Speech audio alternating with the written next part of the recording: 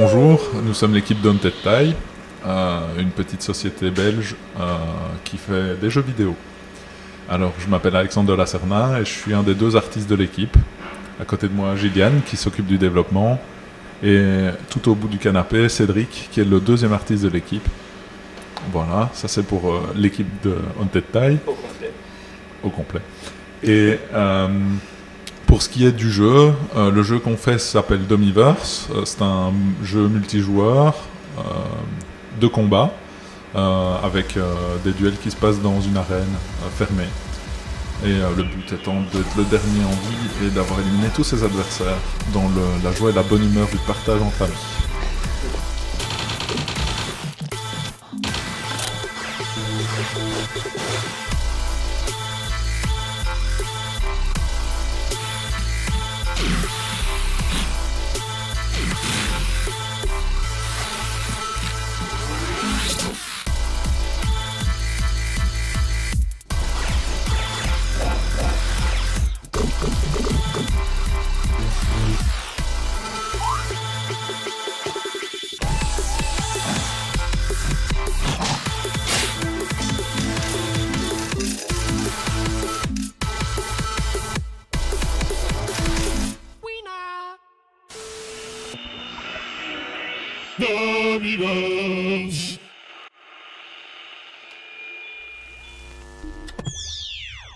On a décidé de définir le contexte de chaque personnage pour amener une profondeur en fait au jeu.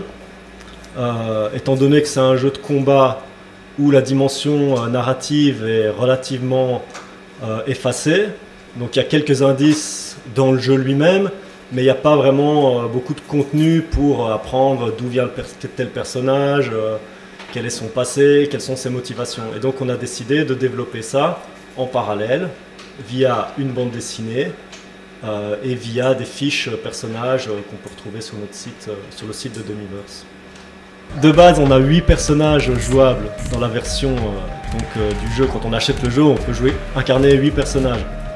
Il y en a déjà 2 qui sont annoncés comme étant à débloquer en faisant le mode solo. Il y aura différentes conditions à réunir pour débloquer les 2 personnages. Et voilà, on n'en dit pas plus.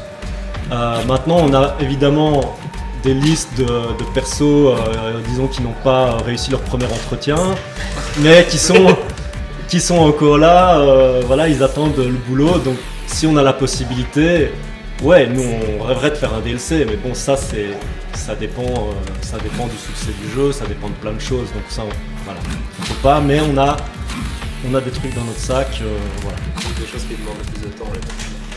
C'est beaucoup d'équilibrage, beaucoup de travail. Vu qu'on a une petite boîte, on gère l'équilibre un peu au fur et à mesure. Donc entre nous, déjà principalement, on fait des sessions de test régulièrement, genre toutes les 2 semaines. On voit ce qui va pas. Mais puis les meilleurs moments pour équilibrer le jeu sont justement les festivals, comme on va avoir ici dans pas longtemps, la Retro Mini Asia, ou tout ce genre de choses où il y a le public qui va essayer le jeu, et alors du coup des gens qui ne connaissent pas forcément ou qui ont essayé le jeu depuis seulement une demi-heure, on va vite voir les déséquilibres qui se font, qui s'opèrent, et on prend énormément de notes, et en général après les festivals on fait plein de petites retouches, donc l'équilibre se fait petit à petit. C'est l'avantage d'avoir un jeu qu'on montre assez tôt dans le développement, c'est de pouvoir justement jouer sur l'équilibre en dehors du débugage évidemment. Non, le merchandising pour nous n'a pas de limite entre guillemets, dans le sens où on adore ça, à partir du moment où il est bien pensé et qu'il n'est pas abusé. Les produits qu'on veut proposer, on ne veut pas proposer des produits de mauvaise qualité par exemple, des choses comme ça.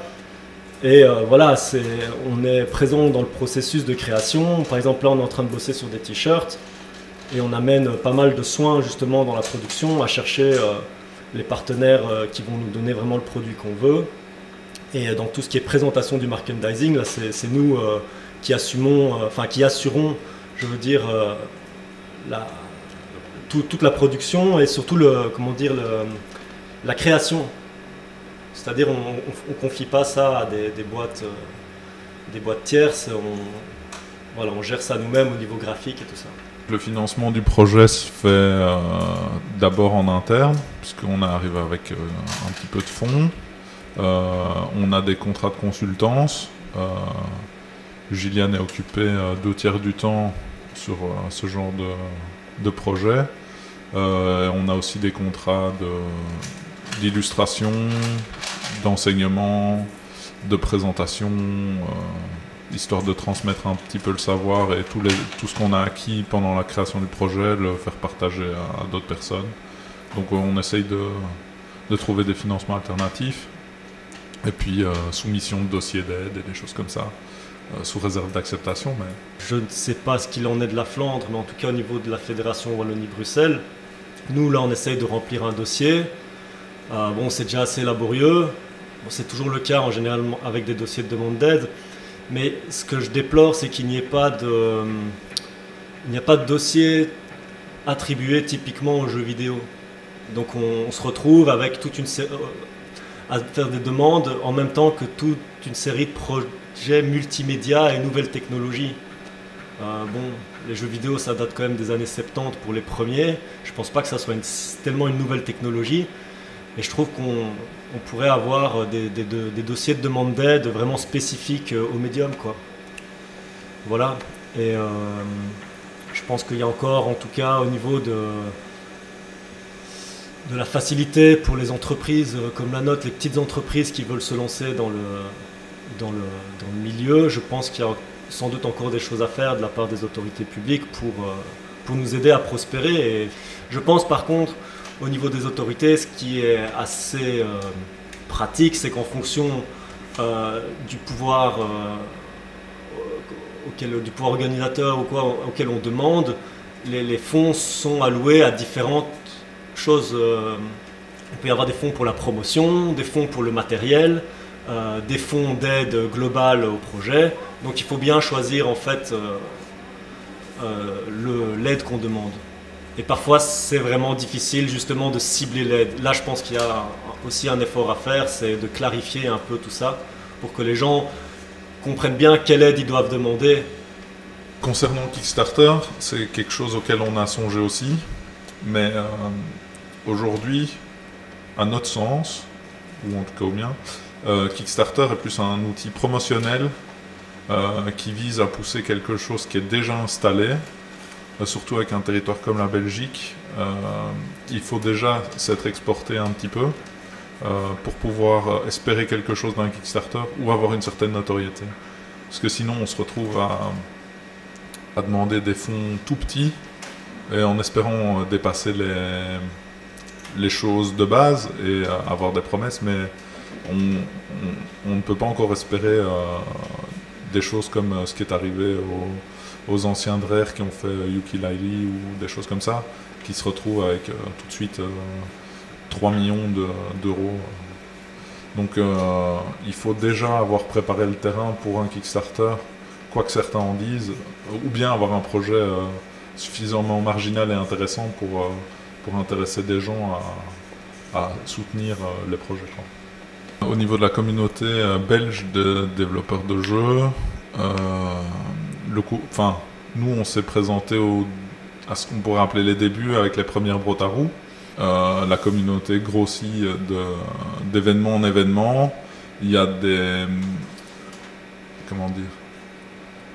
des événements qui s'organisent pour la transmission du savoir, des formations, de plus en plus de choses accessibles et puis les outils qui rendent le développement de plus en plus facile. Donc la communauté s'agrandit, le partage se fait relativement bien. Il y a des outils comme le Slack qui permettent de communiquer entre indés belges, histoire de pouvoir se transmettre les événements, de dire ce qui va se passer, les concours, toutes les choses qui peuvent aider à promouvoir les projets. Tout ça circule relativement bien et il n'y a pas eu de gros conflits ni de désaccords majeurs avec d'autres équipes, enfin en ce qui nous concerne maintenant, je ne sais pas pour les autres. La Belgique est très unie à ce niveau-là. On s'est tous mis d'accord sur dire que l'anglais était la langue principale, comme ça il n'y a pas de conflit à ce niveau-là. Et les organisations d'événements, comme ils font ici à la Gamescom, comme il y a des événements qui arrivent ici aussi, il n'y a pas de limite. Les Wallons comme les Flamands sont les bienvenus, et les Bruxellois. Dans un premier temps, au niveau de la musique, on était parti sur quelque chose de chiptune, très rétro pour coller au graphisme. Et au fur et à mesure des itérations, on trouvait qu'il manquait un petit quelque chose. Et donc on a été voir un ami on savait qu'il faisait du bon son. Donc on est allé vers lui, on lui a dit on a un projet, on aurait besoin de musique pour chaque personnage, d'avoir quelque chose qui colle aux ambiances, mais en même temps d'avoir plein de styles différents. On a discuté avec lui, il nous a apporté beaucoup en termes de production, d'idées, de rythme, qui sont vraiment... On a quelque chose de différent pour chaque personnage, ça a vraiment enrichi, et c'est nerveux comme le gameplay du jeu, donc ça soutient toute l'action, et ça c'est vraiment plaisant en termes de ressenti pour le joueur. Bon, bien sûr les salons ça s'entend un peu moins, mais en règle générale on a que des bons retours sur la musique aussi, donc ça c'est assez agréable. Le musicien qui s'occupe des compos s'appelle Fabot. Il est assisté par Bastien Gorizen, qui est un membre de la communauté belge de développeurs.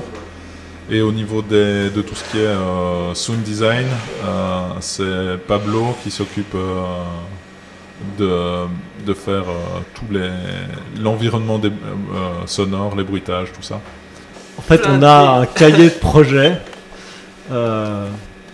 On a le cahier de notes avec toutes les idées de jeux, de gameplay, certains déjà assez détaillés.